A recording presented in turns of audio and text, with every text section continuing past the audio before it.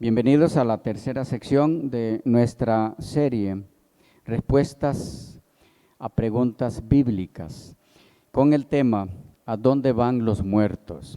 ¿Qué pasa cuando morimos? ¿A dónde vamos a partir del momento en que morimos?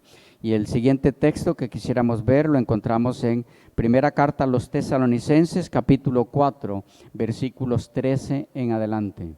Primera a los Tesalonicenses, capítulo 4, versículos 13 en adelante. Dice el apóstol Pablo: tampoco queremos, hermanos, que ignoréis acerca de los que duermen.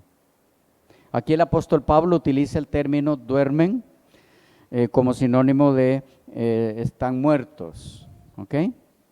Dice entonces, tampoco queremos, hermanos, que ignoréis acerca de los que duermen, para que no os entristezcáis como los otros que no tienen esperanza. Porque si creemos que Jesús murió y resucitó, así también traerá Dios con Jesús a los que durmieron en él. Por lo cual os decimos esto en palabra del Señor, que nosotros que vivimos, que habremos quedado hasta la venida del Señor, no precederemos, no nos adelantaremos a los que durmieron o a los que están muertos. Porque el Señor mismo, con voz de mando, con voz de arcángel y con trompeta de Dios, descenderá del cielo. Y los muertos en Cristo resucitarán primero. Luego nosotros, los que vivimos, los que hayamos quedado, seremos arrebatados juntamente con ellos en las nubes para recibir al Señor en el aire, y así estaremos siempre con el Señor. Por tanto, alentaos los unos a los otros con estas palabras. ¿Qué tenemos aquí entre tantas otras cosas? Que los muertos en Cristo, los que han muerto y en vida fueron hijos e hijas de Dios, no van al cielo al morir, sino que, como el mismo Señor Jesús lo explicó en lo registrado en Juan, cuando Él viene, Él los resucita. Cuando venga en su segunda venida, los resucita. Y junto con los vivos en Cristo, forman un solo grupo que dice que va a recibir al Señor en el aire. Cuando salimos a recibir a alguien, cuando venimos con esa persona, cuando usted va a mi casa y yo lo recibo, quiere decir que yo llegué con usted. ¿Cómo? ¿Quién puede entender eso? Digo esto porque hay quienes, y no solamente personas poco estudiosas, sino personas de un calibre intelectual muy elevado, bíblicamente hablando. Dicen que Jesús trae a sus santos con Él. Los trae porque están en el cielo, pero si los trae porque están en el cielo, ¿cómo es entonces que dice aquí que los que resucitan, que supuestamente algo desencarnado de ellos, su alma, está en el cielo? ¿Cómo es que dice el texto que entonces reciben al Señor que viene del cielo? ¿Cómo lo van a recibir si es que ya vienen con Él? ¿Quién puede entender semejante cosa? Una u otra, o vienen con Él o lo reciben, pero las dos no pueden darse. Recibirán al Señor en el aire junto con los vivos, los que no hayan muerto. Y así estaremos siempre con el Señor. Ahora sí van a estar siempre con el Señor, después de la resurrección, no cuando mueren. ¿Estamos claros? Otro pasaje más que nos lo dice. Son muchos los testigos de esta maravillosa enseñanza bíblica. Otro ejemplo, otro testigo, Mateo 24,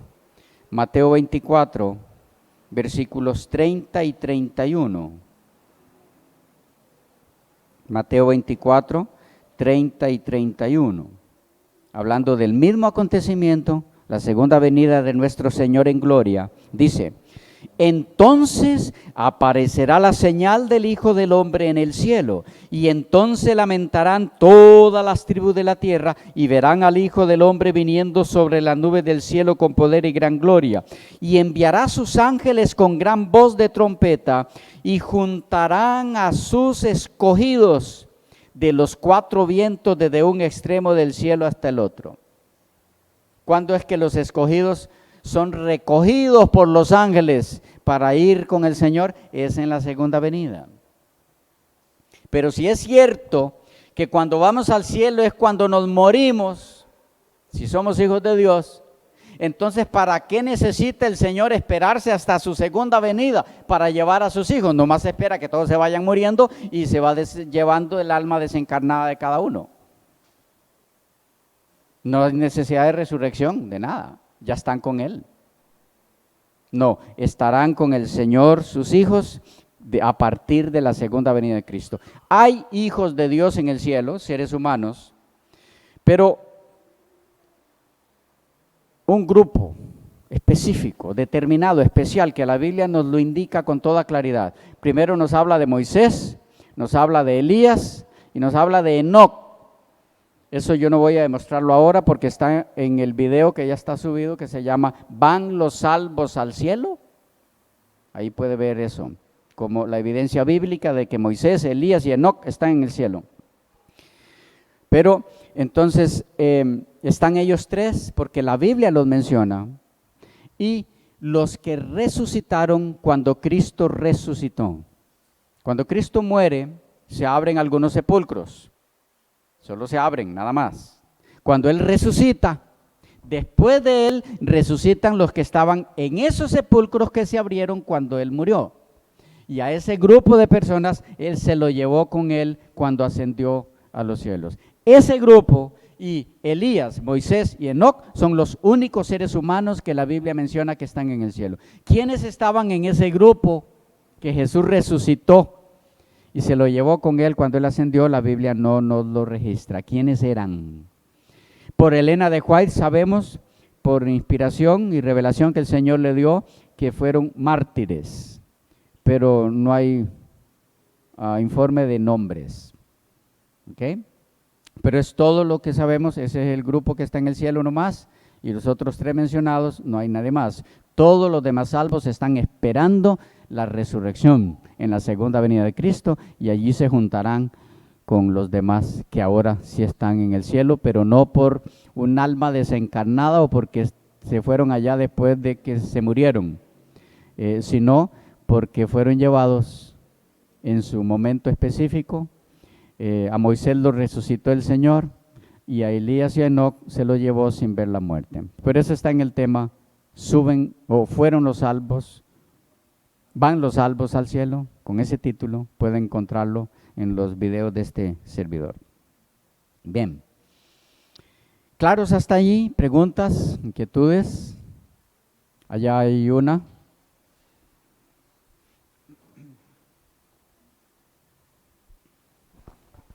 Hermano Víctor, en Mateo 8:22, cuando uno de los discípulos, no sé si de esos discípulos que menciona allí es parte de los 12, pero uno de ellos le dice que deja ir primero a enterrar a mi padre, y el Señor le responde: deja que los muertos entierren a sus muertos, entendiendo que los muertos nada saben ni tienen más pagas. ¿Cómo un muerto entierra a otro?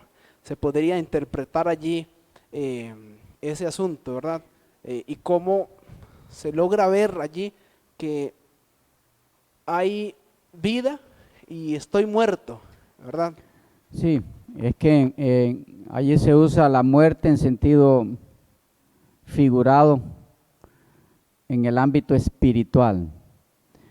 Cuando ese hombre le dijo eso a Jesús, y Jesús le dice: deja que los muertos entierren a los muertos, se está refiriendo a los muertos espirituales. Por ejemplo, dice Pablo: levántate tú que duermes, ¿ya? Tú que estás muerto, es espiritualmente.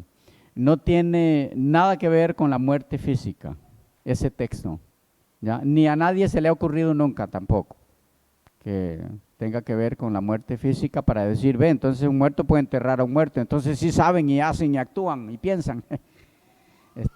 No, ese es un texto de la muerte en sentido figurado, ¿ya? Bueno, entonces hay otro texto otros que quisiéramos invitarles a ver, Salmo 37,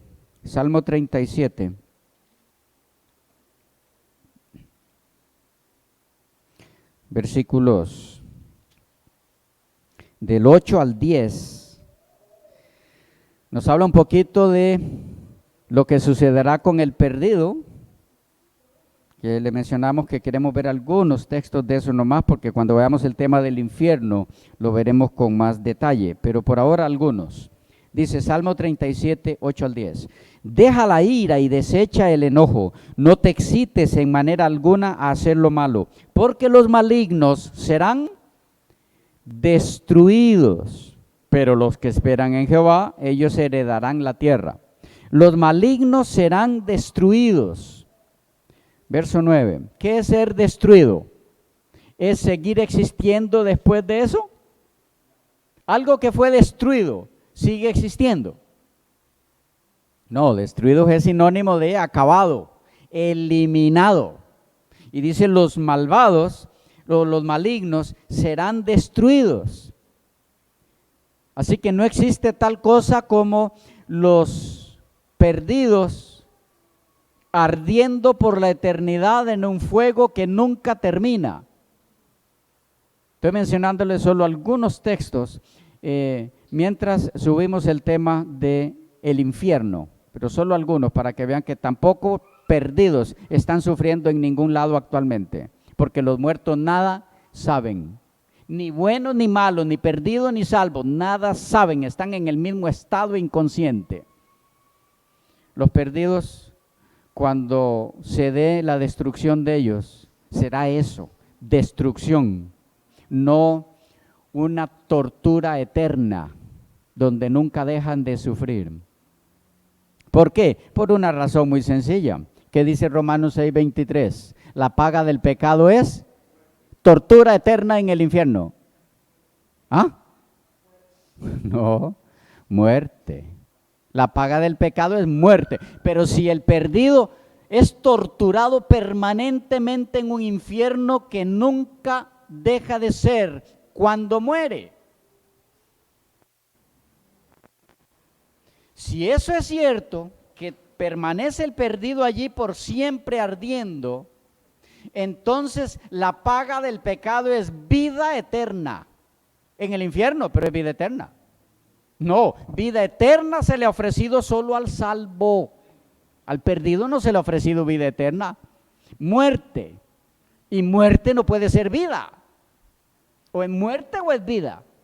Pero para que esté sufriendo en el infierno tiene que estar vivo. ¿O cómo sufre muerto?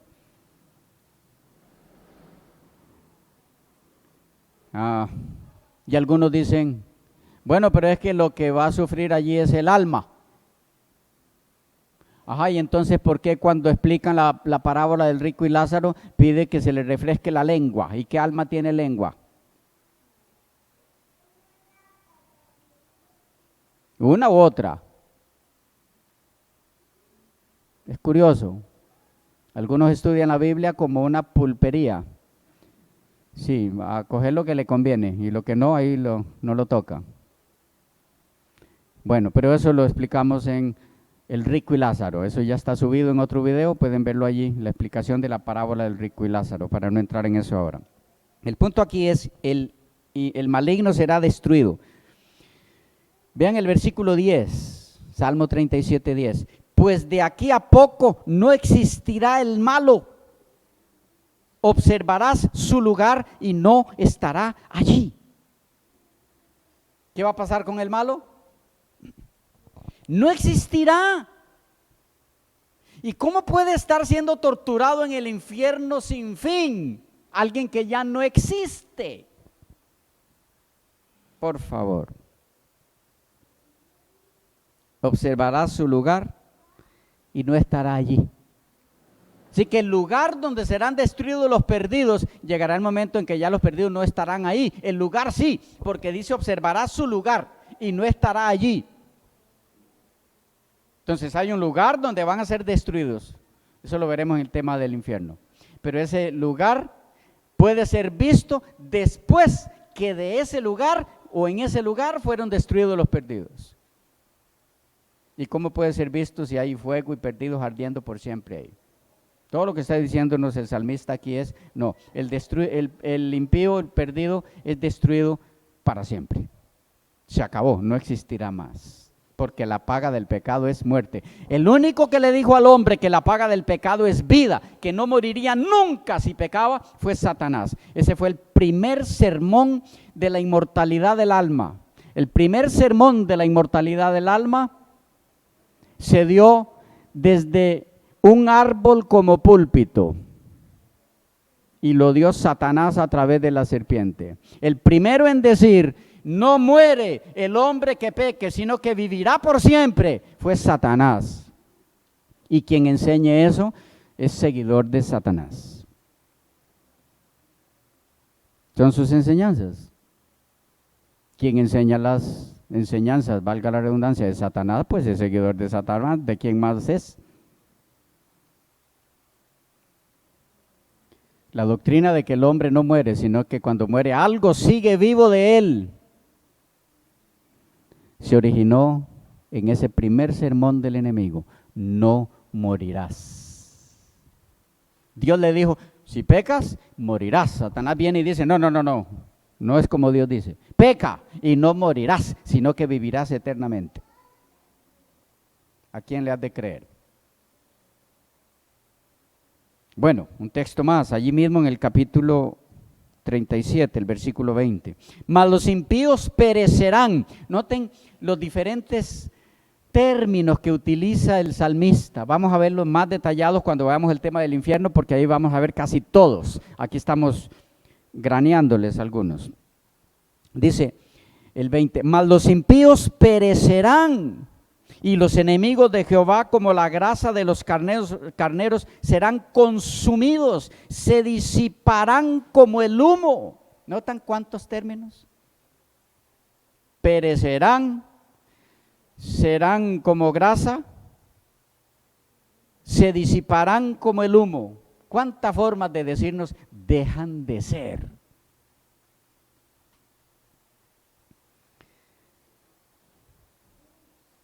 ¿Dónde está el que perece? ¿Sigue vivo en algún lado? Pero dice aquí perecerán. El versículo 22. Porque los benditos de él heredarán la tierra, y los malditos de él serán destruidos. Otra vez. El perdido perecerá. El 101:8, Salmo 101:8. De mañana destruiré a todos los impíos de la tierra, para exterminar de la ciudad de Jehová a todos los que hagan iniquidad. Otra vez, el término destruir y el término exterminar. ¿De cuánta forma lo dijo el Señor para que quede claro? Eliminados, deshechos, disipados, destruidos, exterminados. No habrá impíos que vivan por la eternidad en un infierno. De paso, aquí hay algunos elementos que veremos con más tiempo cuando toquemos el tema del infierno. Dice, de mañana destruiré a todos los impíos de la tierra. Así que van a ser destruidos aquí en la tierra. Y nos da una pista. Dice, para exterminar de la ciudad de Jehová a todos los que hagan iniquidad. Van a ser destruidos en un lugar muy relacionado con la ciudad. Cuando veamos, les adelanto algo, van a descubrir que los impíos serán destruidos con el fuego del infierno alrededor de la ciudad de Dios, que ya habrá descendido sobre esta tierra después del milenio. Y es por eso que si ese fuego no se extingue nunca, entonces los salvos nunca tendrían tierra nueva. Porque es en esta misma tierra, es esta misma tierra ardiendo en llamas alrededor de la ciudad santa, lo que la Biblia llama el infierno en relación a fuego. Si ese fuego nunca deja de ser, nunca habrá tierra nueva. Pero eso lo vemos en el tema de el infierno. 21:9 de Salmo. Dice, los pondrás como horno de fuego en el tiempo de tu ira. Jehová los deshará en su ira y fuego los consumirá. Aquí hay una palabra clave con la que quisiera concluir esta serie de textos porque lo veremos en su conjunto, estos y los que no hemos visto en el tema del infierno. Y es la palabra deshará. Jehová los deshará en su ira. Hermanos y amigos queridos, ¿qué es deshacer algo? ¿Qué fue lo que hizo con Adán según Génesis 2:7? Hacerlo. ¿Qué es lo que hace con el perdido según Salmo 21:9? Deshacerlo. Deshacerlo. Con lo que empezamos al principio, recuerdan que es la muerte, el proceso inverso. Allá hizo, con la muerte deshace. Lo que se deshace ya no es. Dice entonces, los pondrás como horno de fuego en el tiempo de tu ira. Jehová los deshará en su ira. El perdido será deshecho. Y si ya no es, vaya, eso es lo que está diciendo. Si lo deshará es que ya no es. ¿Y cómo puede estar sufriendo en un infierno sin fin alguien que no es? Hermanos queridos y amigos, hay una razón por la que los perdidos, lo veremos con más detalle, repito, en el tema del infierno, pero hay una razón básica que les invito a que la dejen allí en su mente al final de este tema. Una razón básica por la cual el perdido no puede pasar la eternidad sufriendo en un infierno de fuego. Y es porque para poder hacer eso, tiene que tener vida. ¿Estamos de acuerdo?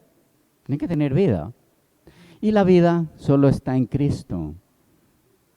Por eso es que Él dijo, yo soy la vida. El que tiene al Hijo, tiene la vida. Entonces, para que el perdido tenga la vida por la eternidad en el infierno, es porque tiene ¿a quién? Al Hijo. ¿Y quién puede explicar eso? Entonces, ¿cómo si tiene al Hijo está en el infierno? O tiene al Hijo y por lo tanto tiene la vida, o no tiene al Hijo y por lo tanto no tiene la vida. Pero no puede tener al Hijo y por lo tanto la vida y a la vez estar en el infierno. ¿Cómo? Entonces se pierden todos los que tienen al Hijo. Porque es la única forma de tener vida. Es mi invitación en esta ocasión a que si aún no tienes al Hijo de Dios en tu vida, puedas abrir tu corazón hoy, tu mente. Hoy puedes tenerlo. Él puede venir hoy a tu vida. Y si la vida de Él está en ti, la muerte no es ningún problema. Es simplemente un dormir. Y cuando venga en su gloria, a todos aquellos que murieron en Él, los levantará. A esos sí, para vida eterna. Que tú seas uno de esos, una de esas. Que Dios les bendiga mucho.